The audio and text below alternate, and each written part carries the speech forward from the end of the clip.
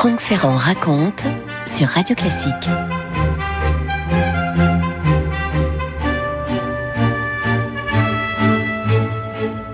Ah, me disent souvent les auditeurs, votre passion de l'histoire est communicative. Merci, mais avant de transmettre aux autres la passion de l'histoire, encore faut-il l'avoir soi-même reçue. Eh bien, pour ma part, j'ai reçu le feu sacré dans l'enfance. Autant vous dire que j'avais déjà pas mal réfléchi au sujet lorsque, c'était au moment du bac de philo, j'ouvre l'enveloppe dans laquelle se trouvaient les sujets du bac et le premier au choix, celui de la dissertation, était le suivant: peut-on écrire l'histoire? Incroyable, mais vrai. Je vais pouvoir, me suis-je dit, pendant 4 heures, donner libre cours à mes réflexions sur ce qui constituait déjà à cette époque mon sujet favori depuis longtemps. Alors tout de suite, j'ai noté sur mon brouillon, comme si j'avais peur de l'oublier, cette citation de mon historien préféré, Arnold Toynbee: « Les composantes de la société ne sont pas les êtres humains, mais les relations qui existent entre eux. » Je me suis dit que ça pouvait être casé quelque part sans problème. Et puis, j'ai commencé à griffonner des idées, ces mêmes idées que je serais amené à préciser, à développer des années plus tard, lors de mes séminaires de méthodologie à l'école des hautes études. Le moins qu'on puisse dire, c'est que depuis 40 ans maintenant, j'ai tourné, retourné cette question: peut-on écrire l'histoire? Et je me suis aussi demandé comment on devait raconter l'histoire, bien entendu. Alors peut-être qu'il faut que je commence par définir ce qu'on appelle l'histoire. L'histoire, c'est l'étude du passé. Bon, ça, d'accord. Le Larousse nous dit: connaissance du passé de l'humanité et des sociétés humaines, discipline qui étudie ce passé et cherche à le reconstituer. Vous voyez que le même mot histoire sert à définir à la fois le sujet et la discipline. Bien. Alors quel passé? Est-ce qu'on parle du passé très proche, du passé très lointain? À l'époque où j'ai fait mes premières émissions de radio, il y aura bientôt 20 ans, je suis allé demander des conseils à 2 grands devanciers, Alain Decaux et André Castelot, tellement regrettés l'un et l'autre. Alors Castelot disait que pour qu'un sujet devienne historique, il fallait que tous les protagonistes soient morts, sinon, disait-il, les témoignages, avec ce qu'ils peuvent comporter de biaisé, avec ce que la mémoire peut avoir de défaillant, les témoignages viennent constamment parasiter les sources. Alain Decaux, lui, avait une autre conception. L'histoire, me disait-il, ça commence il y a 5 minutes. Ça fait 2 conceptions très opposées, mais qui l'une et l'autre sont valables. Pour ma part, j'aurais tendance à préférer la première, car elle permet de distinguer plus facilement ce qui appartient à l'histoire, matière froide qu'on peut réchauffer, si l'on peut dire, et ce qui relève de la mémoire, matière chaude et qu'on a souvent du mal à refroidir. Voilà ce que disait un grand universitaire et diplomate, Jean Cazeneuve, pour définir l'histoire.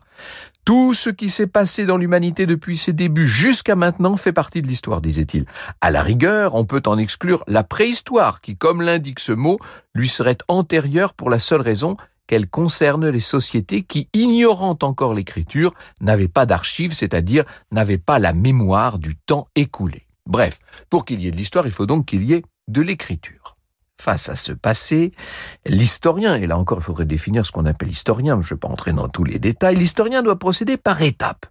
Histoire, ça vient du grec historia, ça veut dire au premier degré l'enquête, et par dérivation, ça veut dire la connaissance acquise par voie d'enquête. L'historien, c'est donc en quelque sorte un enquêteur qui doit relever les faits, les analyser, les interpréter, en rendre compte.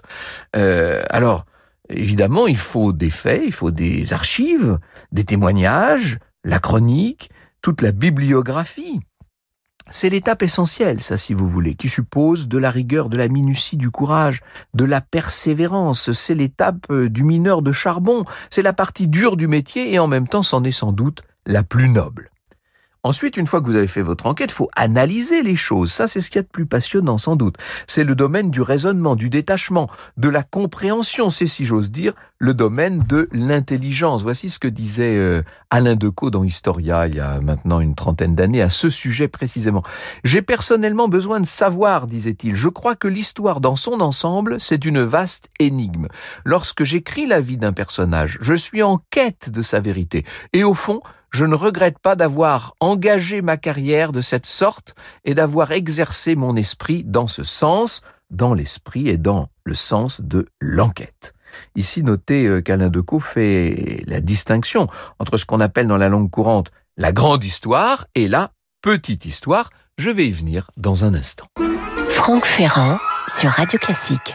Alors quand les faits sont connus, analysés, reste à les interpréter, et c'est ici qu'intervient la subjectivité de l'historien. Je cite à ce propos Marc Ferraud. « Tentons de définir, dit Marc Ferraud, ce que pourrait être l'objectivité en histoire.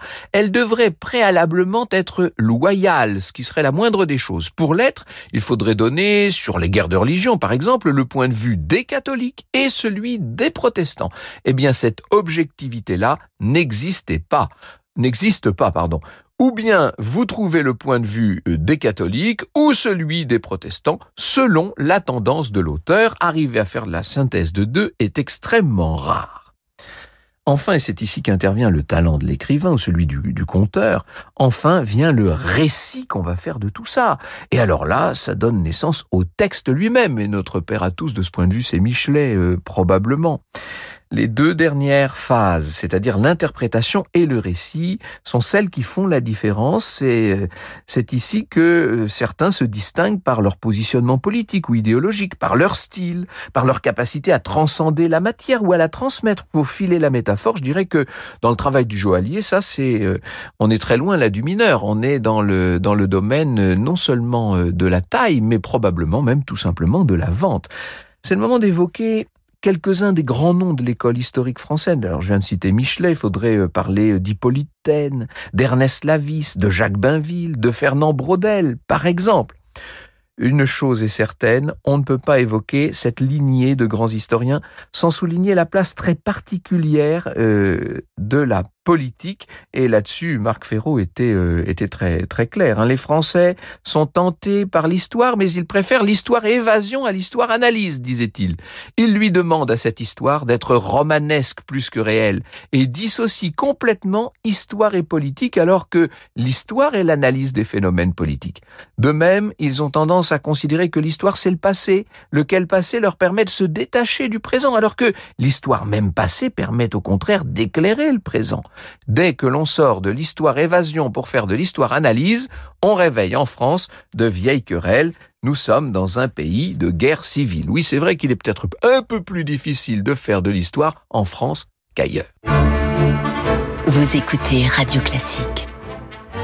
Et si en France tout finit par des chansons, n'est-ce pas? Même l'histoire de France, eh bien c'est aussi dans le conflit, dans l'opposition que se fait l'histoire. Opposition très ancienne, contrairement à ce que pourraient penser certains. Pour simplifier les choses, certains vont expliquer que les journées d'octobre 1789, par exemple, c'est-à-dire l'histoire du retour de la famille royale de Versailles à Paris, ils vont expliquer ça par une prise de conscience politique de la population parisienne, par un basculement du pouvoir de l'exécutif vers le législatif, par l'incapacité de Louis XVI à proposer un contre-projet politique. Bref, ça c'est ce qu'on appelle de la grande histoire. Mais d'autres vont mettre en avant le fait que le 5 octobre, Louis XVI était à la chasse, qu'il pleuvait sur les manifestants, que le président Mounier voulait faire signer sa déclaration des droits de l'homme et du citoyen, que les grilles du château n'arrivaient pas à fermer. Ça c'est ce qu'on appelle de la petite histoire. Quant au rôle essentiel décisif de Lafayette et de ses gardes nationaux, est-ce qu'il appartient à la grande histoire dans l'analyse ou à la petite histoire dans le détail anecdotique? Bien malin, qui pourrait nous le dire? Franck Ferrand sur Radio Classique. Le pape de la petite histoire s'appelait Le Nôtre, de son vrai nom Théodore Gosselin, et celui qui nous en parle le mieux est son élève direct, celui qui a lui aussi fait de la petite histoire un grand sujet. C'était bien sûr André Castelot, je le cite.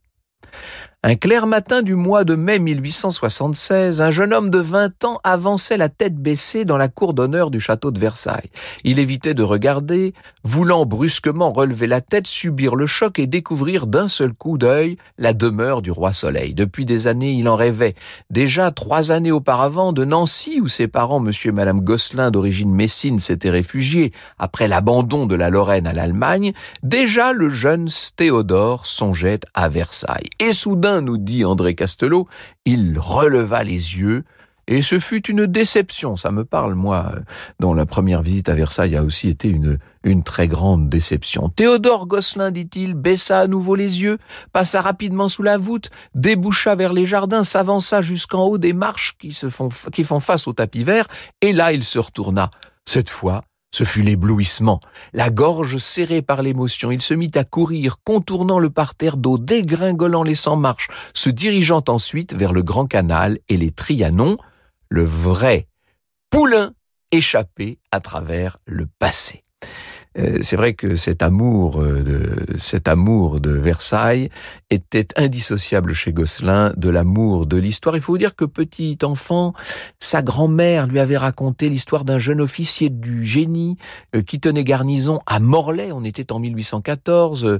Le roi Louis XVIII avait offert un bal et à l'occasion de ce bal, il avait revu une jeune fille qu'il avait déjà repérée, qui s'appelait Félicité le Tendre. Or, la jeune fille avait laissé tomber un ruban blanc dont le jeune officier s'était emparé et qu'il avait glissé discrètement sous le plastron de son uniforme.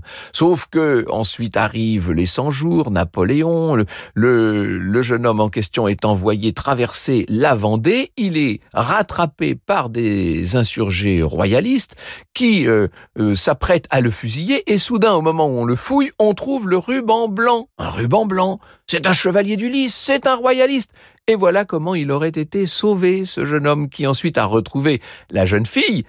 Et la jeune fille, disait la grand-mère au petit Théodore, la jeune fille, c'était moi, et l'officier, c'était ton grand-père. Et c'était évidemment une très belle façon de raconter les origines de la famille. C'était en même temps une très belle façon de donner à ce garçon le goût de l'histoire. Franck Ferrand sur Radio Classique. Théodore Gosselin est devenu ensuite fonctionnaire au ministère des Finances. On ne peut pas dire que ça le passionnait véritablement. Et puis, un jour de juillet 79, il se rend à Metz, qui donc à l'époque est ville allemande. Il va dans son ancien collège Saint-Clément et le récit pittoresque qu'il va faire de cette visite sur les lieux de son enfance et sur les souvenirs meurtris de son enfance messine, l'article qu'il en fait, il le poste pour l'envoyer au Figaro. Et le Figaro va le publier. Et le jeune homme a signé son article non pas de son nom, Théodore Gosselin, il a signé Le Nôtre. Le Nôtre, allusion, hommage au grand jardinier versaillais, bien entendu. Et il a mis devant Le Nôtre, il a mis un G. Pas pour Gaston, ou pour Guy, ou pour Georges, non, ou pour Gédéon, non. G, c'était Gosselin, c'était son véritable nom, tout simplement. Et plus tard, une épigramme courra célèbre. Gosselin, français malin, prenant du mien, prenant du tien, prenant du vôtre, mettant du sien, très peu du sien, modestement signe le nôtre. Il sera très célèbre dès son deuxième article qui raconte l'effondrement de Sedan en 1870. Il l'écrit en 79, vous voyez, on est seulement 9 ans plus tard. Il s'est rendu sur place. Il a refait à pied tout le chemin qu'avait fait Napoléon III prisonnier depuis Sedan. Et à un moment, il arrive d'ailleurs dans une auberge où on lui donne la chambre qui avait été la chambre que Napoléon III avait occupée. Et voilà comment, écrivait le nôtre, je passais cette nuit-là dans le lit d'un empereur. Le lendemain, au moment de quitter l'hôtel, je pris pour les conserver quelques-unes des violettes décolorées qui s'étaient poétiquement desséchées dans cette chambre d'auberge où avait fini le Second Empire. Il écrit ensuite un livre qui s'appelle La Guillotine. Et ce livre, La Guillotine, il le dépose sur le bureau des frères Perrin. Sauf qu'il oublie de donner son adresse. Alors, les éditeurs trouvent le livre formidable, mais ils ne savent pas à qui s'adresser. Et quand le jeune homme revient 2 mois plus tard pour chercher son manuscrit, en disant « Je viens rechercher le manuscrit que vous n'avez pas publié », on lui dit « Mais qui êtes-vous ?»« Mais je suis Gosselin. » Oh, mais d'un seul coup, tout le monde le trouve formidable. Ce sera un grand succès qui est le début d'une série de grands succès, notamment Paris révolutionnaire. C'est toute la série des vieilles maisons, vieux papiers qui parlent justement du Paris, de la Révolution, de la Restauration, etc. La documentation de G. Le Nôtre était tout simplement extraordinaire. J'y mets un soin extrême, disait-il, lui qui passait littéralement son temps aux archives, qui rencontrait également un certain nombre des grands témoins encore vivants des événements qu'il voulait raconter, qui prenait beaucoup de soin aussi à soigner, à a préparé sa chronologie et qui ensuite en faisait son miel dans le célèbre petit appartement du 40 de la rue Vaneau, où il a passé 57 années en tout. On peut dire que le nôtre aura donné le goût de l'histoire à des générations de Français, qu'il aura forgé Castelot, qui lui-même donnera sa chance à Decaux. Vous voyez qu'il y a là toute une lignée de la petite histoire dont le pape s'appelait G. le nôtre. Vous écoutez Radio Classique.